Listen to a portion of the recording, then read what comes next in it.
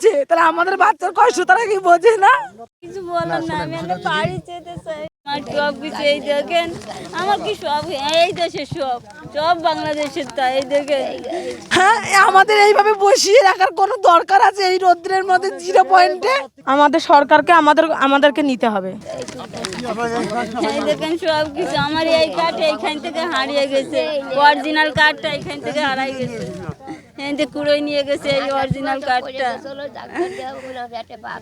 আমার মেয়ের এই কাগজটা এতে কিরা হারাই গেছে। 14 সালে করা, 14 সালে। হ্যাঁ, 14 সালে করা। আপনাদের কাছে কার্ড নাই, স্মার্ট কার্ড, আপনাদের এই কার্ড নাই, এই ফটোকপি ছাড়া কার্ড নাই? আমি বললে আমি এনে দেবো, আমার শ্বশুর দেওয়ার সবাই বলছে যে যদি বলে আমি এক্ষুনি নিয়ে আসবো, এরকম বলেছে। কিন্তু আসতে খুব একটু দেরি হবে। সেই খুলনায় বাড়ি, ওখান থেকে আসবে, তারপর তো এখানে ধরা পড়ি নাই আমরা। এই দেখেন সব কিছু এখানে। মানুষ ভিডিওরা এসে বলে তুলে দিতে কইছে লোকজন, ওই তাইতে সব তুলে দিছে। এরা বলছে আমরা বলে রোহিঙ্গা, আমরা কইছি রোহিঙ্গা না। হ্যাঁ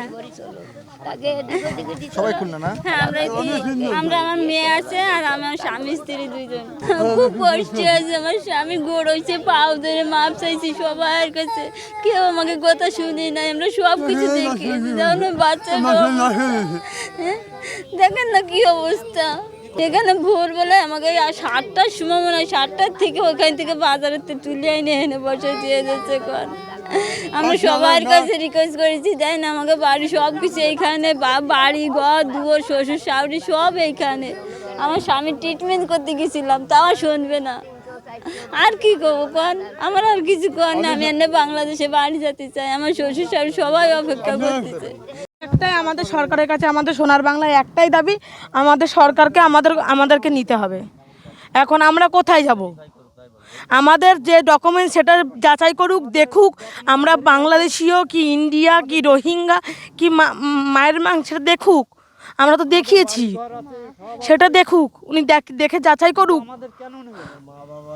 আমাদের যেভাবে এখানে দেখা হচ্ছে, বিজেপির লোক অনেক ভালো, কিন্তু গ্রামের কি অনেক এমন সদস্য আছে মনে হচ্ছে আমরা এই দেশীয় না। কেন আমরা এত কি এমন অন্যায় করেছি? আমাদের এই বাচ্চাগুলো কি তাদের ঘরে কি বাচ্চা নাই? তাদেরও তো বাচ্চা আছে, তাহলে আমাদের বাচ্চার কষ্ট তারা কি বোঝে না?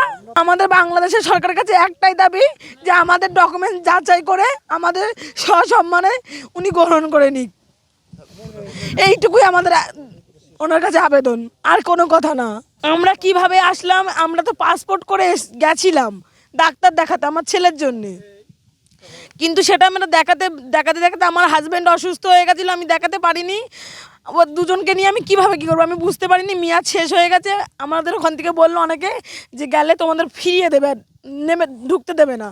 আমরা সেইভাবে ছিলাম। এখন ইন্ডিয়ার যে সরকার শুভেন্দু অধিকারী বলেছে এখন দেশ ছাড়তে হবে। আমাদের ওখান গ্রামের রেট পড়েছে, আমাদের বাড়িওয়ালা তাড়িয়ে দিয়েছে, ক্যাম্পে এসে স্যালেন্ডার করে সেখানে আমরা 10-12 দিন। আমাদের বাচ্চাগুলোর কি অবস্থা হচ্ছে বুঝতে পারছেন? হ্যাঁ, আমাদের এইভাবে বসিয়ে রাখার কোনো দরকার আছে এই রৌদ্রের মধ্যে 0 পয়েন্টে?